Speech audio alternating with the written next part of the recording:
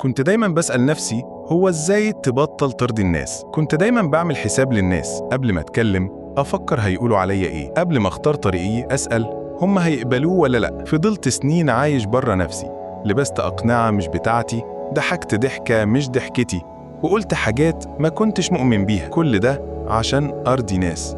ولا واحد فيهم سألني أنت كويس؟ وفي يوم رجعت البيت بعد يوم طويل في شغل ما بحبوش، وسط ناس مش شبهي، دخلت أوضتي، قفلت الباب وبصيت في المراية، وبصراحة ما عرفتش نفسي. وقتها خدت أصعب قرار في حياتي، أنا مش هعيش علشان أرضي الناس تاني. السر الثالث للنجاح: بطل تحاول ترضي الكل. الناس عمرهم ما هيرضوا مهما عملت، ولو فضلت تجري ورا رضاهم هتضيع عمرك. بدأت أقول لأ، بدأت أختار شغلي ولبسي وكلامي بطريقتي. خسرت ناس كتير بس كسبت نفسي، ومن وقتها حياتي اتغيرت تماما. صلوا على النبي، وما تنساش تشترك في القناة علشان تشوف السر الرابع بكرة. اللي حصل بعد القرار ده كان مفاجأة حتى ليا. سؤال ليك: هل عمرك عملت حاجة بس علشان ترضي الناس؟ احكيلي في الكومنتات، مستنيك.